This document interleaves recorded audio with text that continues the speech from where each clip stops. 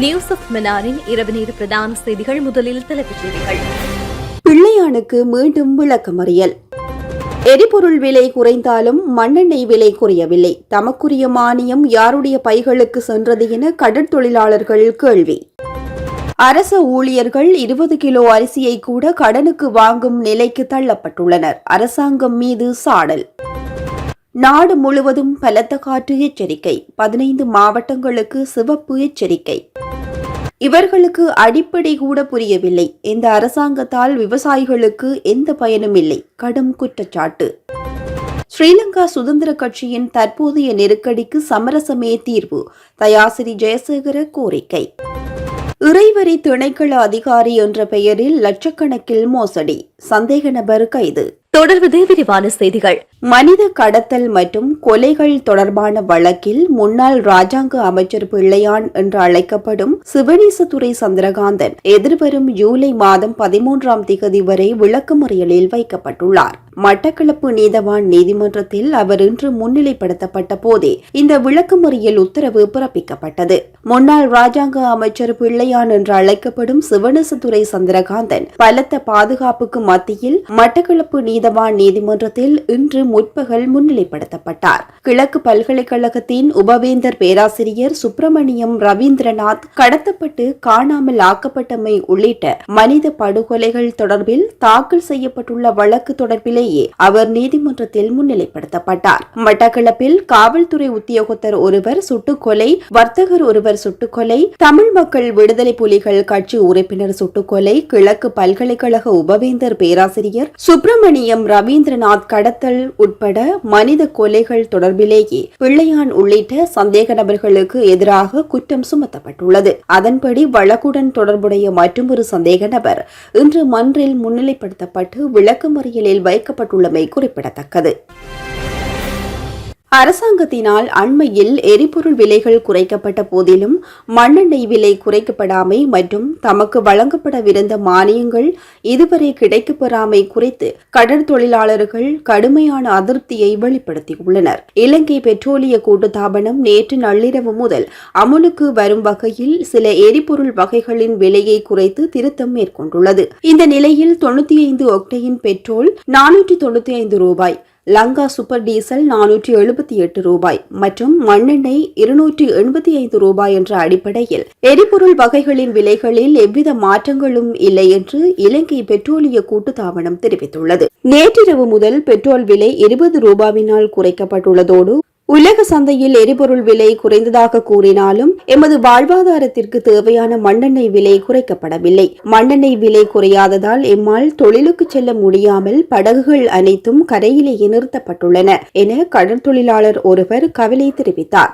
கடற்தொழிலாளர்களுக்கான million கணக்கில் மண்ணெண்ணெய் மானியம் ஒதுக்கப்பட்டுள்ளதாக ஜனாதிபதி தெரிவித்தார். அதற்கான விண்ணப்ப படிவங்களையும் அதிகாரிகள் எங்களிடமிருந்து பெற்றுக் கொண்டனர். ஆனால் இதுவரை அந்த மானிய தொகை எங்களுக்கு கிடைக்க அரசாங்கம் ஒதுக்கி அந்த பணம் யாருடைய பைகளுக்கு சென்றது என்று தெரியவில்லை என அவர்கள் குற்றம் சாட்டினர். யுத்தத்தை காரணம் காட்டி நாட்டில் ஏற்கனவே இருந்த எரிபொருட்களின் விலைகளை உயர்த்திய அதிகாரிகள் இப்போது மக்களுக்குரிய நிவாரணங்களை வழங்க தயங்குவதாக கடற்தொழிலாளர்கள் சுட்டிக்காட்டுகின்றனர். தற்போதைய அரசாங்கத்தின் பொருளாதார கொள்கைகள் காரணமாக நாட்டின் அரச ஊழியர்கள் மிக மோசமான நிலைக்கு தள்ளப்பட்டுள்ளதாக தேசிய சுதந்திர முன்னணியின் தலைவர் விமல் வீரவன்ச தெரிவித்துள்ளார். கடந்த காலங்களில் அரச ஊழியர்களுக்கு தவணை முறையில் உந்துருளிகள் மற்றும் வாகனங்களை வழங்குவதற்கான வசதிகள் செய்து தரப்படும் என கனவுகள் காட்டப்பட்டன. 12 லட்சத்திற்கு விட்ஸ் சிற்றுந்துகளை கொள்வனவு செய்வது ஒரு புறம் இருக்க, இன்று 20 கிலோ அரிசியை கூட தவணை முறையில் கடனுக்கு கொள்வனவு செய்து உண்ணும் அளவிற்கு அரசு ஊழியர்களின் நிலைமை வீழ்ச்சியடைந்துள்ளது. அஞ்சல் மூல வாக்களிப்பிற்காக நீண்ட வரிசையில் நின்ற தற்போதைய ஆட்சியாளர்களுக்கு ஆதரவளித்த அரசு ஊழியர்கள் இன்று அமைச்சர்கள் பகிரங்கமாக திருடர்கள் என அவமதிக்கின்றது. வரலாற்றில் எந்த ஒரு அரசாங்கமும் அரசு ஊழியர்களை இந்த அளவிற்கு அவமதித்ததில்லை. நாட்டை முன்னேற்ற பெறுவதற்கோ அல்லது மக்களின் வாழ்வாதாரத்தை மேம்படுத்துவதற்கோ அரசாங்கத்திடம் எந்த ஒரு திட்டமும் இல்லை. மாறாக அரசியல் பழிவாங்கல்களும் ஒரு சில அதிகாரிகளின் கருத்துக்களை பேணுவதுமே இந்த அரசாங்கத்தின் இருப்பாக மாறியுள்ளது. விவசாயிகளை அவமதிப்பதும் பொய் குற்றச்சாட்டுகளை சுமத்தி அரசியல் எதிரிகளை வேட்டையாடுவதுமே தற்போதைய ஆட்சியின் நாளாந்த செயல்பாடாக உள்ளது என அவர் மேலும் தெரிவித்தார். தென்மேற்கு பருவப்பெயர்ச்சி மழை காரணமாக நாட்டின் பல பகுதிகளில் பலத்த காற்று வீசக்கூடும் என வளிமண்டலவியல் திணைக்களம் எச்சரிக்கை விடுத்துள்ளது. இந்த எச்சரிக்கையானது நாளை முற்பகல் 11 மணி வரை அமுலில் இருக்கும் என அறிவிக்கப்பட்டுள்ளது. அதன்படி மேல் சப்ரகமுக, மத்திய, தென், வடமத்திய மற்றும் வடமேல் மாகாணங்களிலும் திருகோணமலை மாவட்டத்திலும் பலத்த காற்று வீசும் என எதிர்பார்க்கப்படுகின்றது. குறித்த பகுதிகளில் மணிக்கு 40 முதல் 50 கிலோமீட்டர் வேகத்தில் காற்று வீசக்கூடும் என்பதோடு 15 மாவட்டங்களுக்கு சிவப்பு எச்சரிக்கை விடுக்கப்பட்டுள்ளதோடு 7 மாவட்டங்களுக்கு மஞ்சள் எச்சரிக்கை விடுக்கப்பட்டுள்ளது. விவசாயிகளையும் விவசாய பொருளாதாரத்தையும் கட்டியெழுப்பாமல் நாட்டிற்கு நிலையான அபிவிருத்தியை ஏற்படுத்த முடியாது என நாடாளுமன்ற உறுப்பினர் ஹர்ஷடி சில்வா தெரிவித்துள்ளார்.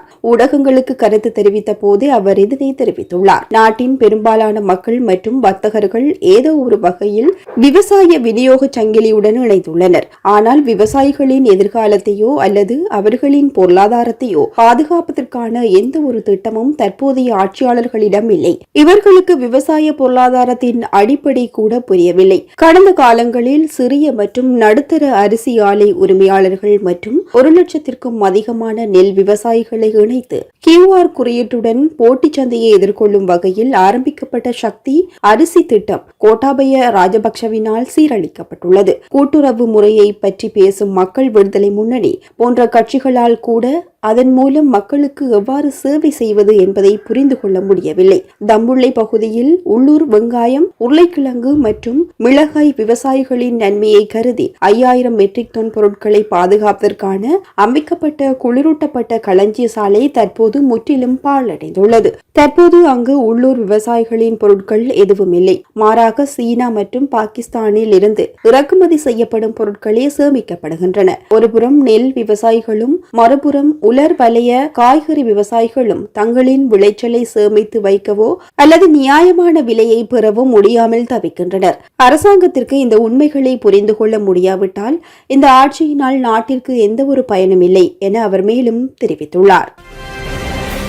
ஸ்ரீலங்கா சுதந்திர கட்சி எதிர்கொண்டுள்ள தற்போதைய சட்ட மற்றும் அரசியல் நெருக்கடிகளுக்கு அனைத்து தரப்பினரும் ஒன்றிணைந்து சமரசத்திற்கு வருவதே ஒரே தீர்வு என நாடாளுமன்ற உறுப்பினர் தயாசிரி ஜெயசேகர தெரிவித்துள்ளார். கொழும்பு மேல் நீதிமன்றத்தில் இன்று இடம்பெற்ற வழக்கு விசாரணையின் பின்னர் ஊடகங்களுக்கு கருத்து வெளியிட்ட போதே அவர் இதனை தெரிவித்தார். தன்னை ஸ்ரீலங்கா சுதந்திர கட்சியின் பொதுச் செயலாளர் பதவியிலிருந்து நீக்கியமைக்கு எதிராக தொடரப்பட்ட வழக்கின் மேன்முறையீடு இன்று கொழும்பு சிவில் மேல் நீதிமன்றத்தில் விசாரணைக்கு எடுத்துக் கொள்ளப்பட்டதாகவும் இதன்போது இந்த வழக்கின் அடுத்த கட்ட விசாரணை எதிர்வரும் செப்டம்பர் மாதம் 18ஆம் தேதி வரை ஒத்திவைக்கப்பட்டுள்ளதாகவும் அவர் குறிப்பிட்டார்.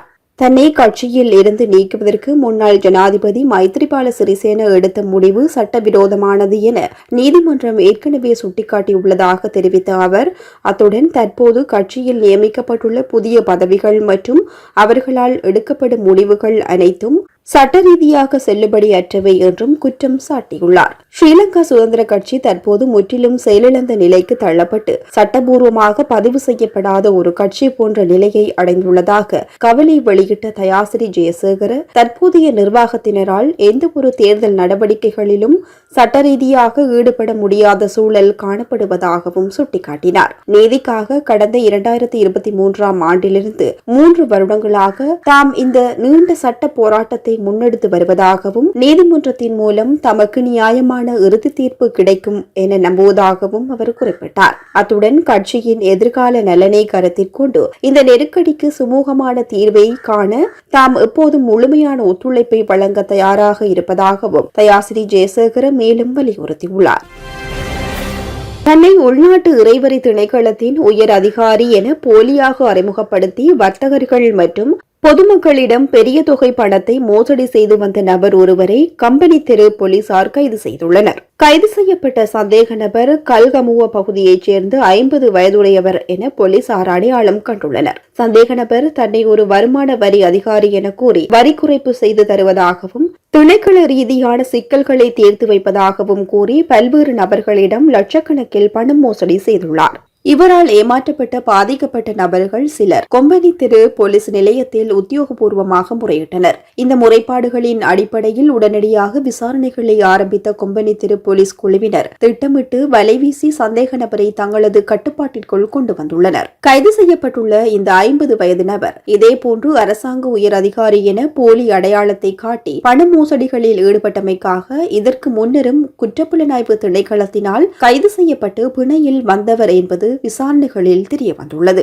சந்தேக நபரை கொழும்பு நீதவான் நீதிமன்றத்தில் ஆஜர்படுத்த கொம்பனி தெரு போலீசார் மேலதிக சட்ட நடவடிக்கைகளை மேற்கொண்டு வருகின்றனர். இறைவரை திணைக்கள அதிகாரிகள் என்ற பெயரில் எவராவது உங்களிடம் வந்து வரிச்சலுகைகள் பெற்றுத் தருவதாக கூறி பணம் கோரினால் உடனடியாக அருகிலுள்ள போலீஸ் நிலையத்திற்கு தெரியப்படுத்துமாறு பொதுமக்கள் கேட்டுக் கொள்ளப்படுகின்றனர். அமெரிக்காவின் எண்ணெய் கையிருப்பில் இருந்து 5.5 மில்லியன் பீப்பாய் கச்சா எண்ணெய் வீழ்ச்சியடைந்துள்ளது. தற்போது அமெரிக்காவில் 325.7 மில்லியன் பீப்பாய் எண்ணெய் மட்டுமே மிஞ்சியுள்ளது. இது 1983ஆம் ஆண்டு மே மாதத்திற்கு பின்னர் பதிவான மிக குறைந்த எண்ணெய் கையிருப்பு அளவு என சர்வதேச ஊடகங்கள் தெரிவிக்கின்றன. ஈரான் போரினால் உலக சந்தையில் ஏற்பட்ட எண்ணெய் பற்றாக்குறையை போக்குவதற்கும் எரிபொருள் விலையை குறைப்பதற்கும் அமெரிக்கா ஒப்புக்கொண்டிருந்தது. இதற்காக தனது இருப்பிலிருந்து 172 மில்லியன் பீப்பாய் எண்ணெயை வெளியிடுவதற்கு எடுக்கப்பட்ட நடவடிக்கை காரணமாகவே இவ்வாறு எண்ணெய் இருப்பு குறைவடைந்துள்ளது. இத்துடன் நியூஸ் ஆஃப் மன்னாரின் இரவு நேர பிரதான செய்திகள் நிறைவு பெற்றது.